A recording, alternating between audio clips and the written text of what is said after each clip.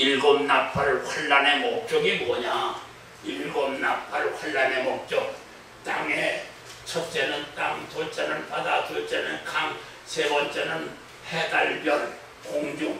이것이 결론적으로 네 나팔의 정체가 뭐고, 그 다음에 활동 중심이 뭐고, 결론적으로 무엇 하려고 이 네 나팔이 불려지느냐 라고 하는 말씀을 드리면서, 결국 네 나팔은 마지막 계시록 9장에 오는 황충이처럼 인맞지 아니한 자들에게 고통을 줘서 회개하기를 바라는 그런 의미가 들어있다는 말씀을 드리고요. 오늘은 두 번째 본문 말씀 보니까, 둘째 천사가 나팔을 보니 불 붙는 큰 산과 같은 것이 바다에 던지오매 바다의 3분의 1이 피가 되어 바다 가운데서 생명 가진 피조물들이 3분의 1이 죽고, 배들의 3분, 여기 10분의 1이죠. 10분의 1이건 잘못됐네. 배들의 10분의 1이 깨어치더라. 그러면 이거는 첫째 나팔은 땅이었어요.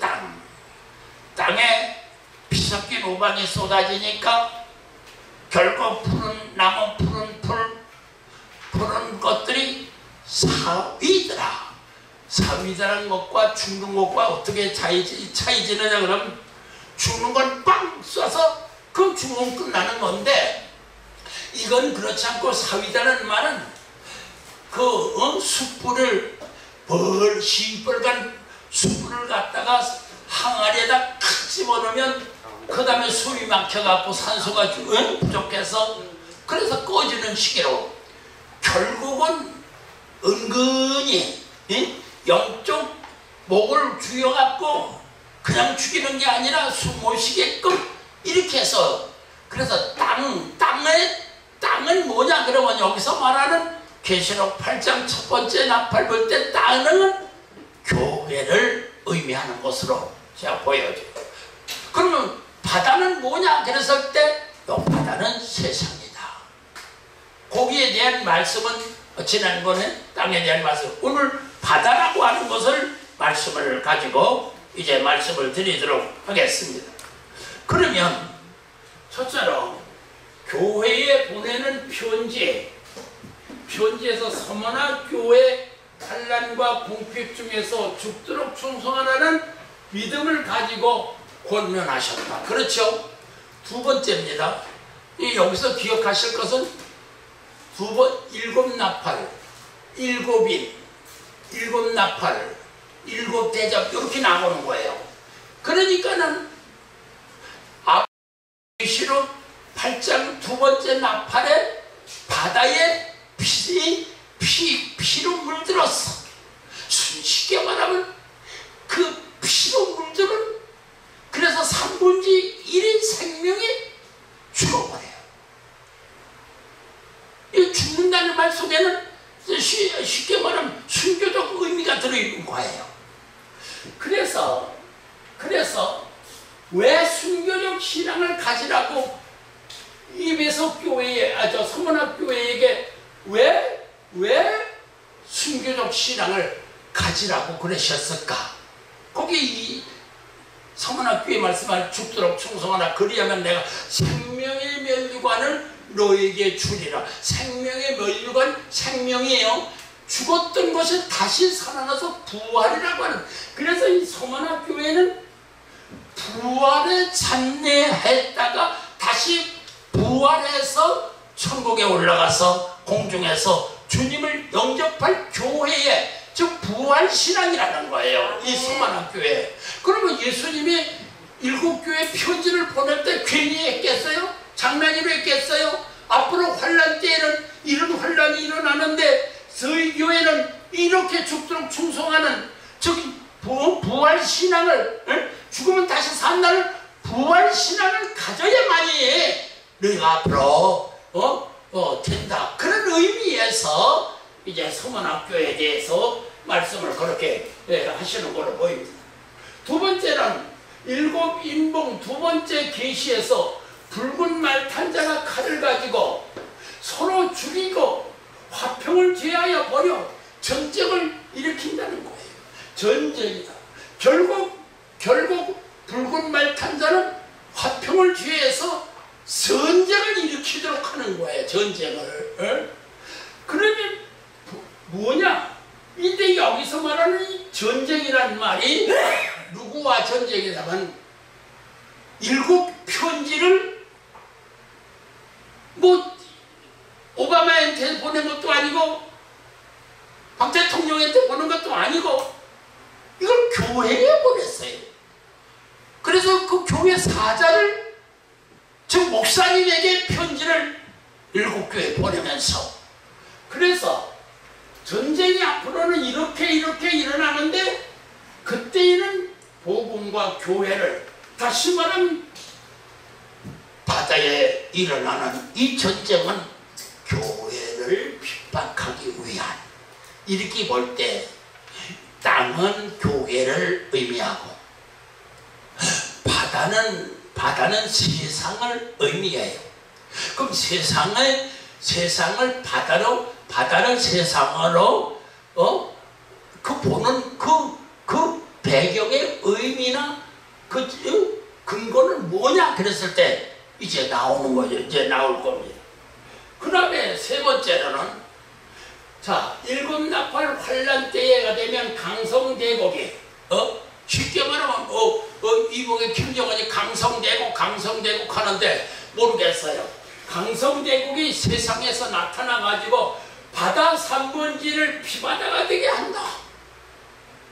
김정은이가 그래 70명을 뭐 벌써 처단했다고 그러는데 어쨌든 간에 교회에 하나님을 믿는 성도들한테 결국은 앞으로 7년 대환란은 세상의 세력들이 결국 예수 믿는 사람을 죽이는 거예요. 이번에 그 케냐인가요? 사람 세 사람을 그냥 산채를 놓고 부질러서 죽여버린 거 있잖아요. 이걸 보면서 이 살결이 이게 흔들리는 거예요. 내 살결이 그걸 보면서 흔들리는 거예요. 우리가 이 마지막 환란 때를 앞으로 당하면서 각오해야 돼요. 어느 사람이 카카오톡에 그런 소리 했더라고요. 저기는 저 목사님은 앞으로 난리가 나면 저 중국으로 도망갈 사람이야. 뭐 어디로 도망갈 사람이야. 그러더라고요. 우리가 결론적으로 앞으로 다가올 때에 우리 성도들의 신앙을 어떤 신앙을 가질 거에 필요하냐 그랬을 때 쉽게 말하면 서문학 교회 같은 죽어도 환란 중에다가 핍박 중에다가 가난한 궁핍 중에도 견딜 수 있는 신앙의 대환란에서 이기는 신앙이 되는 줄 믿습니다. 아멘. 그게 중요한 거예요. 그러니까 오늘날 예수 믿으면 죽여 그러면 나 믿을게 야중에 속으로는 야중에 믿을게 이렇게 하고 약삭빠르게 빠져나갈 사람들이 많이 있을 거예요.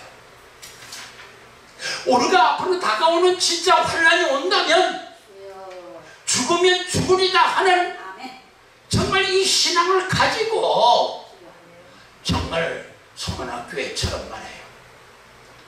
환란 핍박이 와도 가난과 고난이 와도 주님을 위해서 내가 살리리라. 이런 신앙이 필요하다는 거예요. 이게 두 번째, 쉽게 말하면 여기 일곱 나팔 부를 때 바다에서 일어나는 대성, 쉽게 말하면 그 내용 나중에 설명하죠. 두 번째는, 네 번째는 일곱 대접, 두 번째 대접은 소리가 바다가 죽음의 세상으로 만든 바다가 피바다가 됐는데, 이 피바다가 된 것은 죽음의 세상을 만든 자와 떨어진 자, 배도자, 예수 믿다가 나 안 믿을게, 신성피하고 그러고 좀 목숨을 좀 소위 42달 좀 유지하겠다마는 그런 신앙을 가진 배도자들에게 죽음이 피바다가 되는 도응에, 네가 그렇게 했으니까 나도 너와 같이 이렇게 하겠다 하는 거예요. 환난 때 네가 바다에서 3분의 1이 피바다가 됐으니까, 그러면 일곱 대접에서 두 번째 대접을 쓸 때 너도 한번 죽음의 피를 마셔봐. 죽으면 죽는다는 거예요. 이게 무시한 복음이에요. 오늘날 우리가 이 신앙을 생활하면서 오늘날 내가 지금 가지고 있는 신앙, 혹은 내가 행하는 신앙, 이게 반드시 바울처럼 반드시 하나님 보좌 앞에 내가 심판대 앞에 선대고 하는, 이것이 지금 계시록을 모르니까 이게 일리 알리가 있습니까? 결국 복이나 되라, 부자나 잘 되라, 잘 먹고 잘 살다가, 이런 게 이것이 지금 오늘의 현실이라는 거예요. 그러니까 우리가 앞으로 이렇게 일곱 교회에 쉽게 말하면 두 번째 서만학교에 편지를 왜 보냈을까? 환란 때가 되면은 이렇게 바다에 강성대공이 나타나서 3분의 1 생명을 죽이고 10분의 1의 배가 까이지는 이런 세상이 온다. 그런데 결론적으로 끝머리 가보니까 16장에 보니까 이 두 번째 대답을 하니까 피바다가 죽음의 바다가 됐어요. 죽음 세상이야. 완전히 죽은 세상. 이게 왜 이랬으냐? 환란에서 그 핍박한 자들, 배도자들, 그들이 결론적으로 죽음의 세상이 된다는 거예요. 죽음의 세상이. 자, 이렇게 볼 때 지금도 지구 곳곳에서는 환란의 때와 같이 앞으로 있을 대환란 때 같이 전쟁으로 박해, 살인, 각종 폭력이 일어나고 있다. 그러나 이 대환란 시기에는 비교할 바가 못한다. 그러니까 오늘의 지금 케냐에서 혹은 파키스탄에서 혹은 지금 중동에서 예수 믿는 사람들은 소위 그 이슬람 정책에 예수 믿는 사람 무조건 죽이라는 거예요. 그런데도 우리 한국에 있는 정치가나 지도자들이 이슬람 아이스를 끌어다 들여오는 이유가 뭐냐 하는 문제도 생각해 볼 일이 뭐예요. 이 사람들의 목적은 다른 거 아니야. 그뿐 아니라 이슬람 정책이 십자가에서 예수 믿는 사람들을 죽이라는 게 목적이에요.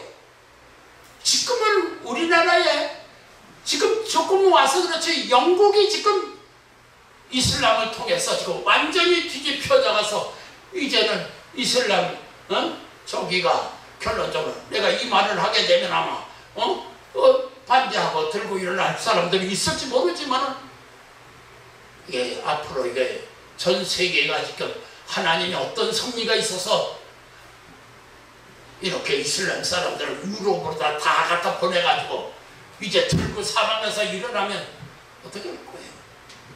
그 사람들은 죽이는 게 부활의 조건이나 마찬가지고, 죽으면 네가 사람을 죽이면 영광이라는 거예요. 그것도 잘못된 사람이는 모르지만은 애꿎고 슬픈 연약한 사람들을 갖다가 쉽게 말하면 한마디로 말하면 이거는 좀 아니지 않느냐. 내가 볼 때 우리 하나님은 사랑의 하나님이에요. 그래서 이대동산에서 뭐예요? 아름다운 대자연에서 사랑과 평화. 그래서 기독교 복음은 어디 가든지 누구든지 같이 사랑하고 평화를 이루며 살자, 이게 우리 기독교예요. 그래서 거기서 우리 하나님이 인간과 같이 살자고 하는 거 아니에요. 근데 지금은 이슬람 신앙이라고 하는 건 너 죽이요 내가 산다 이런 격식인 거예요. 근데 그 내가 볼 때 가만히 그것이 어디서부터 시작됐나? 유목민들이 그 허벌판에서 상대방을 제압하지 아니하면 내가 죽는 거지요. 그건 반드시 이겨야 돼. 그러니까 남자들은 결국은 내가 볼 때 이건 내 생각입니다. 전쟁에 나가고 여자들만 있고 그 여자들만이들은 씨를 풀어야 될 거 아니야. 그러니까 일부 다처주의 결국 네 사람 5사람까지 해서 우리나라 사람은 지금 2사람도 안 낳고 있습니다. 그런데 이렇게 4사람 5사람 거기 정치가 뭐냐면 20명이나 한 가족이면 20명이 된다. 그러니까 이슬람의 종족이 많이 일어나는데 문제는 사랑과 평화라면 얼마든지 이것이 좋겠는데 이게 결론적으로 우리나라도 이슬람이 20%만 되면 그때는 끝난다는 이야기. 이게 현재예요. 이게 모든 사람들이 보는 견해예요. 이것이 지금 이슬람을 걱정하는 사람들의 지금 생각이에요. 그걸 내가 마치 대변하는 것처럼 지금 이렇게 하고 있는 거예요. 그래서 우리가 앞으로 환란이 닥쳐오면 어떤 환경이 일어나느냐 두말할 것도 없어. 그런데도 오늘의 현재 당하는 우리의 실태는 이건 아무것도 아니다 그 말인 거예요. 지금 예를 들어서 우리나라도 한쪽에 보면은 마음에 안 들면 다 죽이는 거 아닙니까? 마음에 안 들면 다 죽이는 거 아닙니까? 이런 세상이 오는 거예요. 예수님 되면 예배드리다가 그대로 총살, 그대로 죽이고 때려 죽어도 괜찮고 법에 걸리지도 않아. 오히려 영광이야.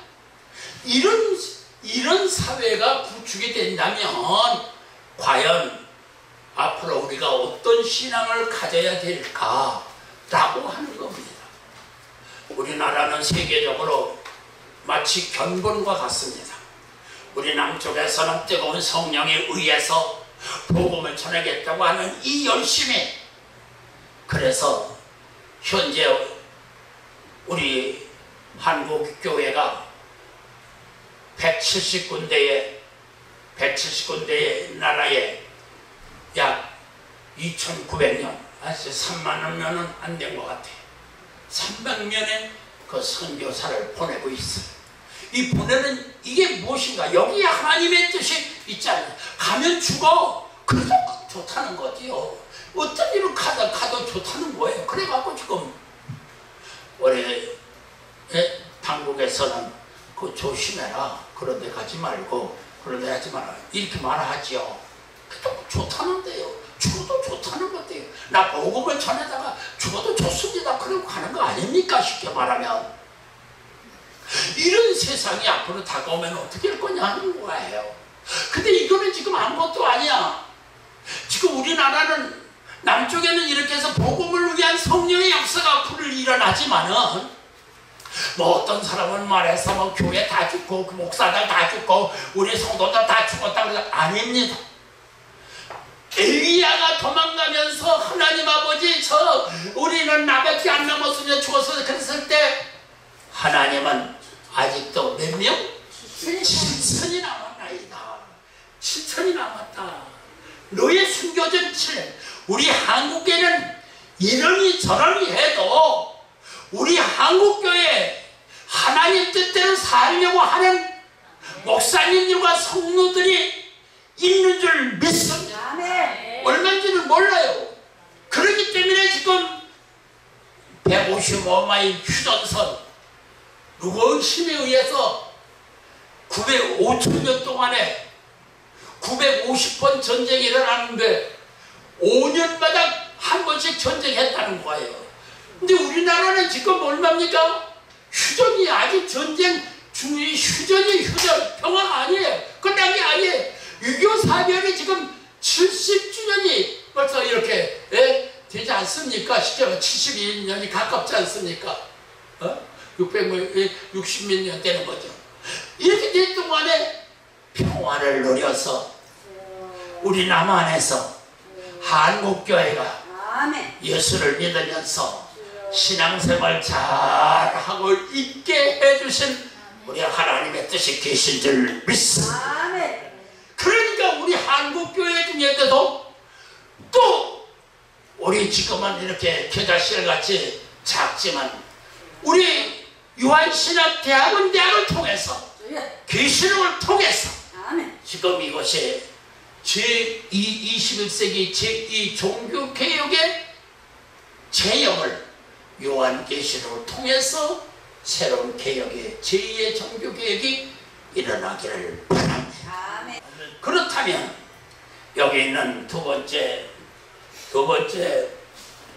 나팔 바다에 큰 산이 떨어져나 여기서 이 큰 산이라는 말은 계시록 17장에 나라의 왕이라고 그럽니다.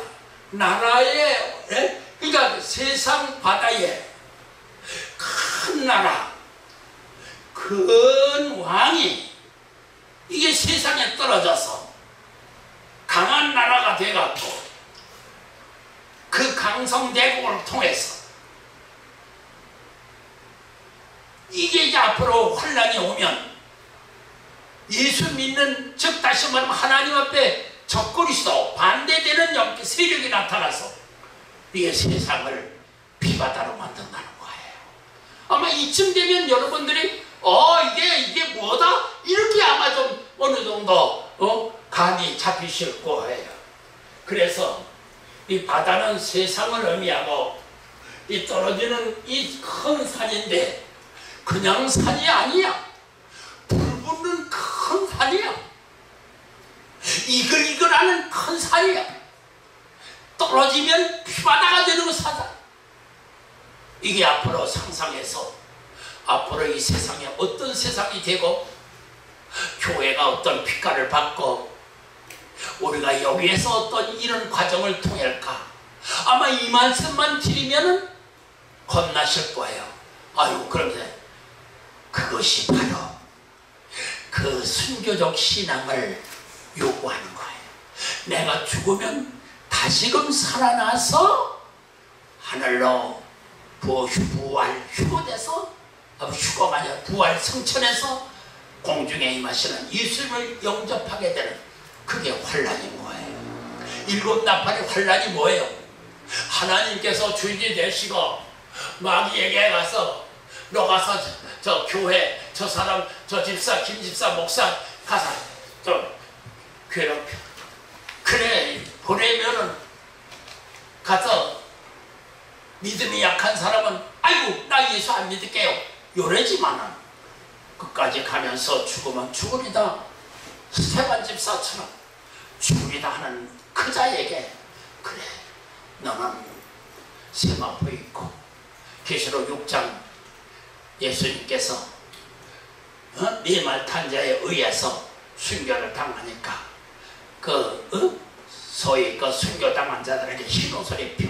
이 세마포가 뭡니까? 이것이 힘들어 말까 세마포예요. 그거 입어야 어린 양 잔치에 참석하는 거예요. 그러니까 마치 뭐죠? 매미로 말하자면 그 번데기 이게 결국 번데기 구더기 아니야. 군범이 아니야. 군봉이 이게 애벌레로 다시 쉽게 말하면 애벌레가 결국은 그 뭡니까 번데기 그게 돼가 그거에서 자라난 게 매미요. 그것처럼 우리가 세상에서 하나님께서는 보시는 거에 딱 그래 네가 마음대로 가서 집벌을 눌러 네 마음대로 해 괜찮아. 계시록 17장 17절에 짐승에게 권세를 주는데 네 마음대로 해. 언제까지? 하나님 나라가 이루어질 때까지 하나님의 뜻이 이루어질 때까지. 그래 저 사람 저거 휴거받을 사람이고 순교 부활 승천할 사람이요 가서 고통을 줘도 아이고 죽으면 죽으리다 좋게 기쁜 마음으로 십자가를 지는 사람은 하나님께서 부활 승천 공중에서 어린 양 잔치에 참석하게 되는 줄 믿습니다.